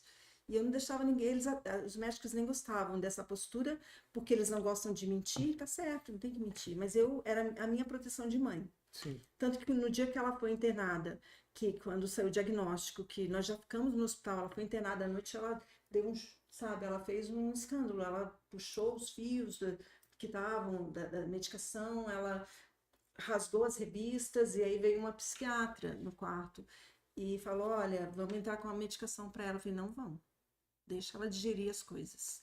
Inclusive eles queriam que eu também tomasse, eu também não, falei, não vou. Então assim, eu não sou. E Parabéns. tá tudo bem quem toma, sabe? Tá tudo certo, mas eu nunca gostei, entende? E eu falei, não, deixa ela digerir. Então eu não falava pra ela, eu falava, você tem um tumorzinho, filha, mas e ele pode ser grave se a gente não cuidar. E ainda falava assim, ó, a gente entrou numa guerra, só que a gente vai vencer. E aí ela acreditava em mim, então ela ainda levantava o bracinho e falava, "Ui", sabe? Então ela acreditou em todo o tempo, eu era o porto seguro. Então eu não podia, eu não falava, mas depois ela soube. Então eu tive essa coisa de cuidar, de fazer tudo parecer mais leve para ela, mesmo que aquilo tivesse muito grande dentro de mim, muito pesado, porque foi pesado, né? E nessa fase da, da químio, do linfoma, foi uma época muito doída também, porque foi uma época que eu me separei, né? Eu me separei e eu me vi sozinha com a Juju e o Paulinho aqui em Brasília. E depois ele foi para São Paulo, porque ela já estava entrando em depressão, ele também. Mas assim, foi muito duro. Mas ainda assim, eu tive minha fé, eu me mantive forte, sabe? Assim, eu não, eu não reclamei da vida. Eu não falei, poxa, por que que isso está me acontecendo? Eu, eu encarei, eu fui muito, eu lia muito na época, muita literatura cristã, sabe? Eu me edifiquei, eu me fortaleci, eu tive muito próxima de Deus ali, sabe? Eu tenho essa proximidade toda com Deus até hoje, mas naquela época eu sentia muito mais assim o cuidado dele. É como se ele me segurasse realmente no colo, porque às vezes eu me sentia sem força para ficar em pé. Eu me encolhia e eu sentia aquela cobertura ali, sabe? Então, por isso que eu sempre falo, essa força que eu tive, ela não foi minha. Deus cuidou todo o tempo, porque eu acredito muito nisso. Quando a gente tem que passar pelas adversidades da vida, a gente já tem aquilo ali, aquela missão, mas a gente tem um Deus grandão atrás da gente nos segurando, nos capacitando, né? Eu acho que é a coisa mais certa. Ele nos capacita quando a gente permite crer e confia. Então, sempre que chegava alguma coisa muito difícil para mim, eu falava, olha, tô aqui, pode me usar, eu vou dar conta. E eu sigo isso até hoje, porque a vida não é fácil, né, Gabriel? Para ninguém. Eu tenho 2 filhos, eu sou a provedora da minha casa, eu cuido das coisas, e eu nunca fui uma pessoa muito de. Eu tive um bom humor, eu tive bom ânimo, eu acreditei. Isso é muita sabedoria. E a ideia de escrever o livro? Onde é que ela veio? Olha só, eu sempre falei que eu escreveria. Sou formada em letras, sempre amei escrever, sempre escrevi. Coração, para os meus amigos, para as minhas amigas, para os ex das minhas amigas, que elas me pediam, ai, terminei com fulano, escreve uma carta, eu escrevia. Ah, escreve uma carta, meu pai escrevia. Escrevia, sempre gostei de escrever. Então eu sabia que eu iria escrever. E as minhas amigas mesmo me falavam, tá, você precisa colocar a sua história num livro. E aí, com o tempo, só que foi tudo muito rápido, porque eu acho que as coisas, quando elas são para acontecer, elas acontecem, né? Eu não esperava, Gabriel. Eu comecei a escrever esse livro dia 16 de junho do ano passado. Eu tenho um amigo, que é o jornalista, que é ele que faz a última capa, o Paulo, Adão Paulo. E ele, a gente com as nossas trocas, com as nossas conversas, ele falava, Tati, essa história dá um livro. Como ele é um jornalista e ele foi o editor desse livro, ele sempre segurou na minha mão, ele cuidou de tudo, desde o, sabe, do primeiro textinho assim que eu passei para ele ainda manuscrito. E ele fez como se ele estivesse ali junto comigo todo o tempo, com todo cuidado para não mexer na minha essência. E aí eu falei para ele, ó, eu comecei a escrever um livro. Aí ele achou incrível. E eu falei, lê as minhas crônicas. Ele está ouvindo aí? Ele está viajando, mas está na Aí depois estrada, você mas mostra daqui para depois eu ele aí, vou né? falar para ele. Aí eu falei, lê as minhas crônicas, porque assim, se ele tivesse lido as 10 primeiras crônicas que eu passei para ele, manuscritas, ainda cheia de errinhos, de vícios de linguagem, e falado para mim assim, Tati, ai, Tati, acho que não tá bom. Mas aí quando ele leu, ele é extremamente psicólogo também, né? Sensível, ele leu, ele se emocionou muito. E aí ele falou, Tati, nossa, essa história realmente dá um livro. Você pode levar isso para outras mães, você pode transformar isso em palestras e levar para mães para mostrar caminhos que você percorreu para que seja mais fácil. E eu levei aquilo muito a sério, sabe? Então, assim, ele foi me jogando as coisas, porque eu falei, bom, ele também é escritor, não sou assim, Poeta. mais poeta, psicólogo. E eu falei, bom, se ele está falando isso, sabe a história do sapinho que vai subindo, e o pessoal fala, você não vai conseguir, você não vai conseguir, mas o sapinho era surdo? Eu fui esse sapinho aí. Então, eu chegava para as pessoas e falava assim, ó, eu vou escrever um livro. Eu falei para o Marquito mesmo, que fez os desenhos, falei, Marco, eu vou escrever um livro você pode fazer para mim a ilustração? Que também foi uma ideia do Adão. Ele falou assim, Tati, você conhece alguém da aquarela para fazer a capa? Porque ele foi me dando assim os caminhos. Só que ele me dava, ele jogava as coisas no meu colo, mas ele nem acho que ele achava assim que eu ia dar conta. E ele falou, você conhece algum? Eu falei, conheço. Você conhece? Eu conheço muitas pessoas. E aí eu falei com o Marquito, Tati, eu não faço mais isso, porque foge do meu trabalho, não sei o quê. Eu falei, tá, eu vou te indicar alguém. Eu falei, não quero. Porque até então, quando eu comecei dia 16 de junho e falei, ó, dia 12 de outubro eu vou lançar, e quando eu falei que eu ia lançar dia 12 de outubro, eu nem pensei muito, assim, também, mas não pensei muito em ser o dia das crianças. Eu pensei em ser uma referência à Nossa Senhora, porque é o dia de Nossa Senhora, né? Então eu falei, eu vou fazer uma referência a ela. Por quê? Por quê? Porque eu falo que exemplo de mãe que a gente tem maior do que o de Nossa Senhora, mãe de Jesus, né? Que foi tão resiliente, tão forte, tão cheia de fé. Então, falei, eu vou fazer uma referência a ela. E aí eu já falei, ó, só que eu vou lançar um e-book. Aí eu chamei uma amiga que é doutora em língua portuguesa que fez a correção ortográfica, Rosane Reis. E a Rosane me indicou uma pessoa que faz a diagramação para o e-book, porque ela faz também, escreve, mas e-books didáticos. E aí eu falei, tá, eu falei com essa menina, falou, você vai fazer para mim, tá, você, tá. E já pensei no nome, o nome, nem ia ser esse nome, ia ser um outro nome. Aí o Adão também me deu uma sugestão aí que tá aí no livro, quando você ler você vai entender também mais a fundo porque o título. E ele foi me dando todas as dicas. Você considera, só abrir um parênteses, eu vou precisar de você ver um negócio, Vitor, porque eu vou fazer aqui uma fala para o Adão. Você considera que ele te estimulou a fazer esse livro?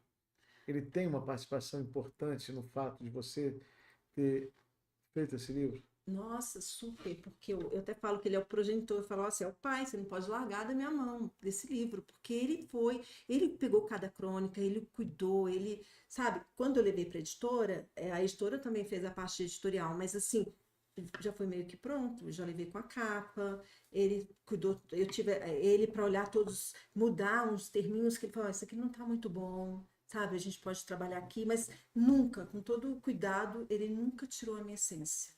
Ele manteve o que está aí, a minha conversa com o leitor, porque parece uma conversa, sabe? Com licença, Vitor, me fala em que momento, tempo que nós estamos da gravação. Uma hora, o que? Então, apareceu 1h25, né? Na hora do vídeo está lançado no YouTube, está aparecendo 1h25. Então, pede para ele assistir depois, quando chegar 1 minuto, ou melhor, 1h25. O Adão ele fez essa fala aqui do final, e ele é, como ela falou, é o pai desse livro, não é isso? Ele é jornalista, aliás, você, Adão, que é para você que eu estou falando, você é jornalista, poeta e psicólogo, de uma rara sensibilidade que eu vi aqui. E o que eu estou sentindo, eu vou tentar falar, é exatamente o que você relata aqui. Olha, em Fígado e Coração, Tati Rocha consegue fazer a gente chorar sem sofrimento. Impressionante, Vitor. Um choro que escorre pela face, mas encontra os lábios no arco feliz. Haverá sempre um sorriso em meias lágrimas. À medida, ai meu Deus, que a leitura avança. É um livro ao mesmo tempo forte e suave, de desafios e milagres. Que nos lembra a todos, sejamos pais ou apenas filhos, da capacidade extraordinária do amor de uma mãe. Perfeito. Continua, por favor. Perfeito, Adão. Então, e sim. É exatamente o que eu estou sentindo. Assim. É impressionante. Eu não estou triste, eu estou chorando, mas tem um sorriso no lábio. Não sei se você está percebendo isso. Né? É impressionante como Adão foi assim, certeiro. É um grande poeta. Ele entende o sentimento. Ele foi uma pessoa que sim me estimulou, que me incentivou, que acompanhou e assim, eu sempre, e a segunda edição, eu já falei com ele, você tá junto, sabe? Porque assim, a minha ideia é de escrever alguns textos a mais e vão vir outras por que coisas. crônicas, não poesias, por exemplo? Então, eu achei a crônica, foi rápido, eu escrevi rápido, porque crônicas, é como se você realmente estivesse contando o seu dia a dia, uma história ali, eu não sei se eu tenho esse meu lado poeta, sabe? Eu teria que descobrir, mas pode ser que eu tenha, porque gostar de escrever, eu escrevo. Mas quando você lê, você vai perceber, Gabriel, é como se eu estivesse conversando com você. Muitas pessoas que leram, já tive vários feedbacks de várias pessoas, muitos amigos, pessoas que não me conheciam, me conheceram após o livro, e que falam que é como se fosse uma conversa informal. Não tem uma linguagem rebuscada, é uma linguagem simples, sabe? Eu falo algumas coisas técnicas, mas de forma suave. Então, eu optei pelas crônicas, porque eu fui lembrando de episódios e aí eu fui colocando. Ah, eu lembrei disso, acho que isso é importante. E tem algumas crônicas que eu pensei, nossa, será que eu coloco? Será que eu não exponho assim? E e foi saindo, e foi surgindo, e sabe, foi saindo sem uma programação, não tem uma ordem cronológica aí, mas se você ler todo o livro, você vai compreender, né, o que eu quis passar, que histórias que eu falei, e foi, era para ser essas E numa das crônicas aí. crônicas, me perdoa interromper, em que ela fala um dia de cada vez, é um livro que tem muita sabedoria, tá? Ela não tem só uma história emocionante em que a gente sofre sorrindo, né? Como eu falei, né? Das palavras perfeitas, né? Do Adão, que revelam, pelo menos o que eu próprio senti. Mas ela, quando ela fala numa crônica assim, ó, é uma lição muito importante, tá? Que é claro que ela levou isso aqui a ferro e fogo, né? Levou a sério isso aqui. Um dia de cada vez. Ela finaliza esse capítulo dizendo assim: porque viver um dia de cada vez é também isso. Reconhecer que cada marca no corpo carrega um pedaço da nossa história. E que essa história, por mais dura que tenha sido, nos ensina que devemos enaltecer a força que nos faz atravessar a dor, a força que nos mantém de pé. Sobrevivemos e seguimos em frente. É muita lição. Você está de parabéns por tudo, tá? Bom, é uma pergunta que me parece que já está respondida. O que essas histórias representam emocionalmente para você? Essas histórias são crônicas, mas partindo do seu coração. Acho que todas as pessoas que estão assistindo aqui já entenderam isso aí, né? Eu gostaria que você falasse um pouquinho mais, que é muito importante nesse contexto. Você já disse aí da importância de Deus em tudo isso, né? Eu vou fazer uma pergunta com uma abrangência maior. Como a fé sustentou cada etapa da sua jornada, momentos mais difíceis, pequenos milagres vividos, e o aprendizado, talvez esse seja o aspecto mais importante, sobre gratidão e perseverança. Me fala um pouco disso. Eu chamei isso aqui de fé, força e superação. Então, a gente não deve, eu sempre falo, né, uma coisa que eu finalizo sempre é que a gente não deve desistir, sabe? E nem se esmorecer, porque a vida ela é cheia de desafios, né? Cotidianos mesmo. Tem hora que a gente tá sem força mesmo, a gente tá ali, meu Deus, mas tem que confiar, sabe, Gabriel? Porque a gente não está sozinho, a gente tem sim um Deus muito forte que cuida, que zela, e que se a gente está passando por aquilo ali, é porque a gente precisa passar mesmo para a gente poder evoluir, de repente, para a gente poder aprender com aquilo. Eu aprendi muito. Hoje é tão importante e eu acho que tudo tem que acontecer. Eu sempre pensei mesmo, como você me perguntou do livro, né? Como eu pensei em escrever. Eu não sabia como que eu ia escrever, que formato, se eu ia escrever um romance, ou se eu ia escrever realmente com crônicas, em poesias. Optei pelas crônicas. E são crônicas mesmo, né? E são crônicas, são histórias reais. Tudo que está aí foi vivido, foi sentido.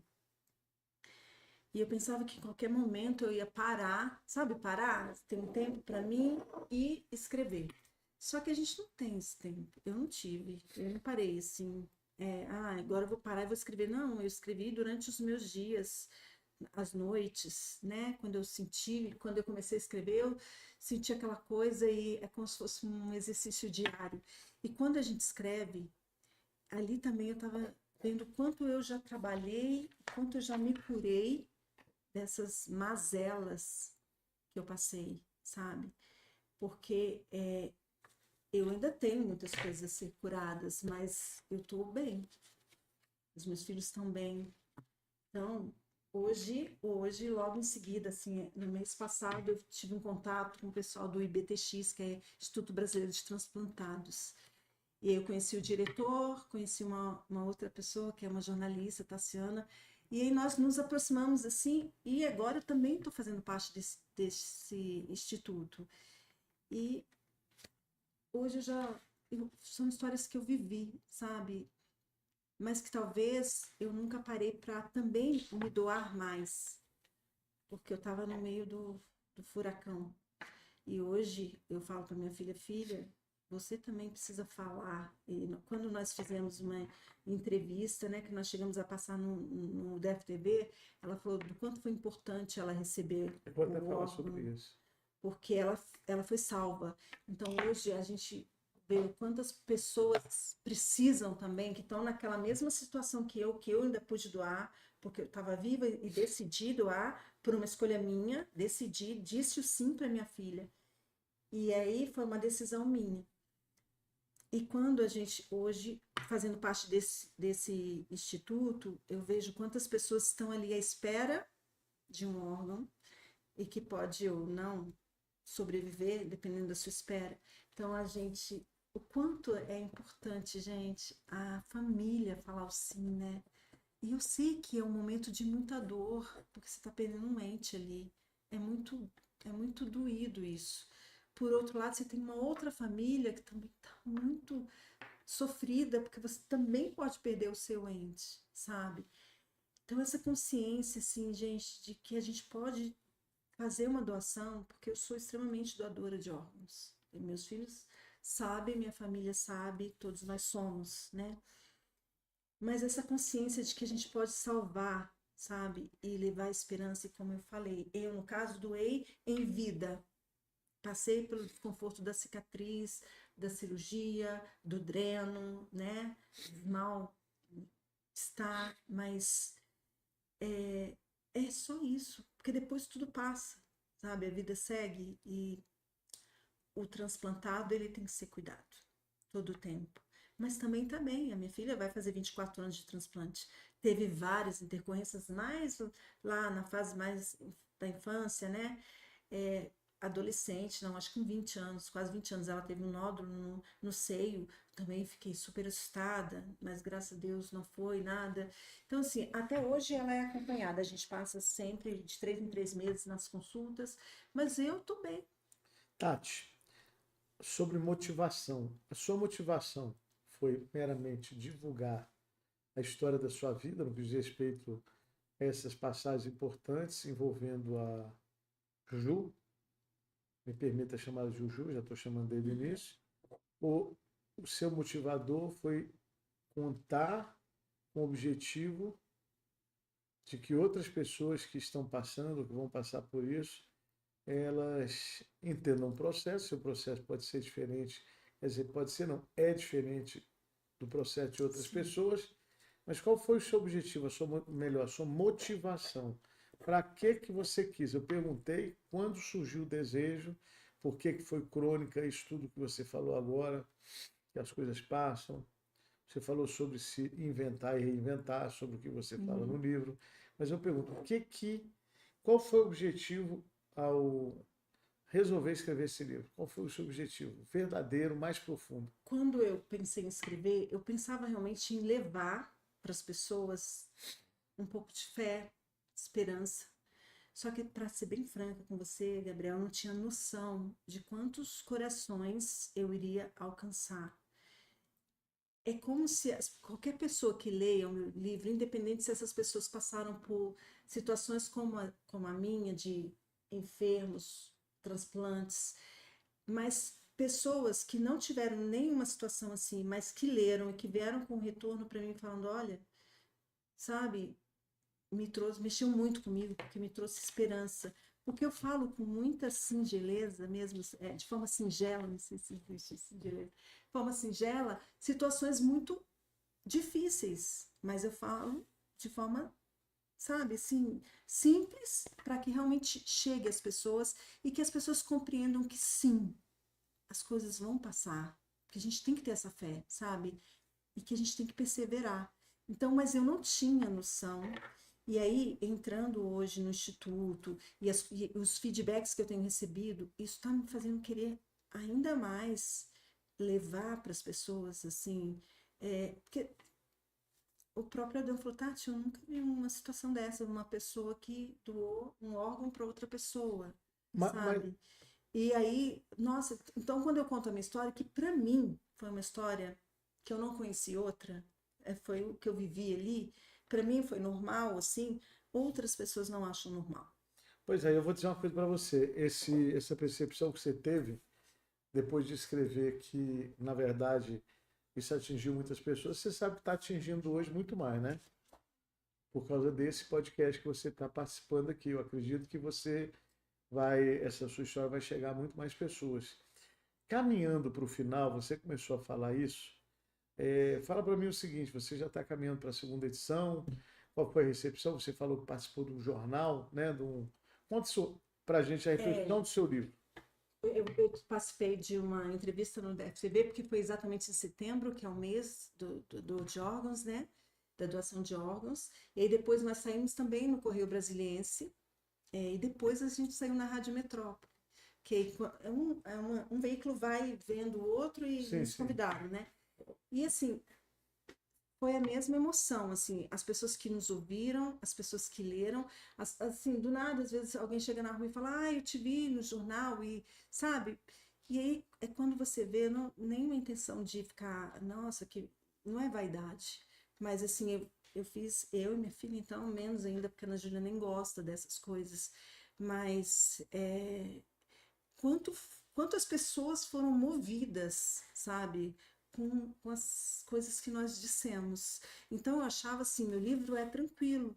E aí, de repente, quando as pessoas leem, são tão lindos os feedbacks que eu recebo, sabe? Ah, são amigos, são de amigos, mas também de pessoas que me viram ali, ó. O pessoal da Tagore mesmo, que é da editora, eu acabei conhecendo o seu Victor Alegria, que é o pai do Tagore, né? É uma figura, é uma lenda em Brasília, que é um português que veio para Brasília, montou a primeira livraria, foi editor de vários livros e tal. E ele fez 90 anos, fez um aniversário, e eu conheci vários escritores da época dele. Então eu falei, toma, lê o meu livro, o que que você acha? E eles vinham assim, nossa, Tati, sabe? De pessoas que já são escritores há muito mais tempo. Então, essa coisa assim, da mensagem que eu passei, a essência era o que eu queria mesmo. Eu queria passar com simplicidade, que foi o que eu fiz. Eu não escrevi nada rebuscado, assim, sabe? Eu escrevi com simplicidade, uma linguagem acessível para todo mundo. Mas eu escrevi com muita verdade. Essa primeira edição já esgotou? Ela está prestes a esgotar, porque eu não fiz uma tiragem tão grande, né? E aí eu vou deixar apenas o e-book, que eu, inclusive eu estou colocando na Amazon, e a segunda edição, vou te dar um spoiler, provavelmente vai ser lançada em junho. Em junho, tá? Em junho. Eu procurei aqui exatamente a tiragem. Você sabe dizer qual foi a tiragem desse livro? Desse daí foram 330. Tá, Mas aí na segunda eu quero fazer uma tiragem maior. Tá. Eu não tive tempo de me aprofundar no seu Instagram, mas lá você fala desse livro, você dá informações? Falo. @Tati Tatida RJ. porque @TatidaRJ, tá? O Vitor depois vai cuidar de colocar, né, Vitor? E tem e-mail. Tá, e tem e-mail para contato, tá? Você também divulgou? Tá, Rocha Tatiara. rochatatiara@gmail.com, mas o Vitor vai divulgar. E aí, caminhando agora para a finalização, tá? Eu já adianto que você é uma pessoa admirável, a história é muito bacana. Engraçado, pessoal, que eu brinquei com ela, ó, vou te dar aqui o lencinho para quando você chorar. Não gastei tudo, mas tá bem chumbadinho, ó. Entendeu aqui, né? Eu não quis tirar do dela. Aí eu falei, não é novidade, né? Mas assim, é uma história muito bonita. E é como volta a falar, Adão, você falou tudo. Haverá sempre um sorriso em meio às lágrimas à medida que a leitura avança. E eu tive a oportunidade de ler algumas coisas aqui. Peço até desculpa por parecer, Tati, estar desatento. Não, imagina, eu entendo. Mas em nenhum momento eu estava desatento. aqui durante, porque eu queria trazer trechos como eu trouxe trechos. Trecho da doutora Elisa, trecho da sua passagem aqui, a que eu li, eu me esqueci o título. Falei, não li sobre Inventar e Reinventar, que é um outro título que ela colocou aqui, Um Dia de Cada Vez, falei sobre isso. Eu gostaria que você desse sua mensagem final. Eu tenho uma Vamos lá. final para ela encerrar a participação. Espero que você entenda a pergunta, quando essa pergunta, né? Mas quem é a Tati depois da cicatriz? Então, a Tati, depois da cicatriz, é uma pessoa que sobreviveu da melhor forma, porque eu sempre tentei buscar a melhor forma de fazer aí dos meus limões azedos, deliciosas limonadas. Eu sempre busquei realmente ter bom ânimo, temperança, sabe? E a cicatriz, para mim, ela é uma marca que está aqui, me lembrando sempre que eu fui a doadora da minha filha, mas que não me incomoda, sabe? Ela cruza todo o meu abdômen, mas ela não me incomoda. Eu sou uma pessoa que eu brigo todos os dias pelas coisas que eu acredito, eu vou para cima, eu sou, sabe, eu não paro e eu amo muito amar as pessoas e eu amo muito os meus filhos. E hoje eu quero poder ainda levar muito mais amor para as pessoas. Então a Tati, depois da cicatriz, ela só ficou mais madura, né?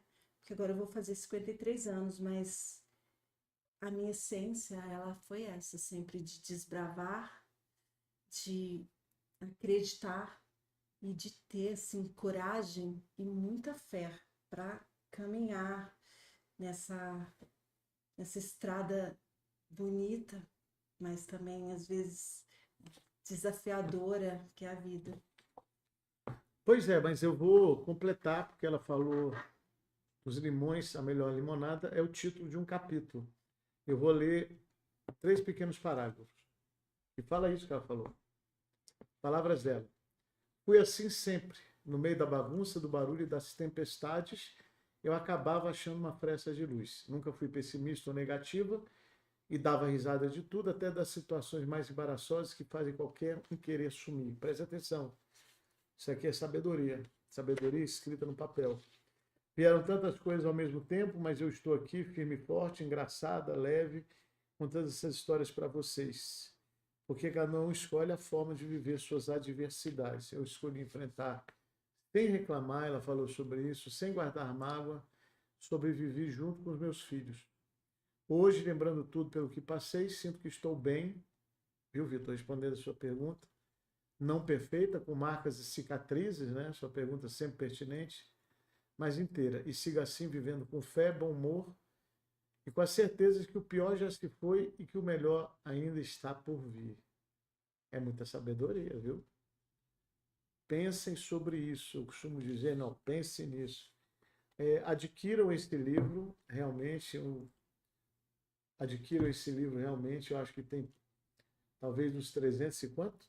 Não, hoje ele tem poucas unidades. Acho que eu tenho umas 35 só. Pronto, só 35 unidades, então corram para adquirir. É um livro muito humano, realmente, muito sensível. Conta uma história belíssima de uma pessoa belíssima que tem uma filha belíssima e um filho também belíssimo. Mas em breve vai ser a segunda edição, ela deu um spoiler que vai sair em junho, julho, né? Provavelmente mais do que essa primeira edição. Vale muito a pena. E eu vou passar a palavra só para você dar se você E ele falou no lançamento, né? Vamos estar sim, com certeza. Vamos estar lá no lançamento. Oportunamente ela vai nos informar. Nós vamos estar lá, vamos fazer um filme sobre o lançamento, né? Uma declaração dela. Vamos avisar com antecedência também através das nossas redes. E você se despede aí, que depois eu vou me despedir. Por favor, aqui, né, Vitor? No meio.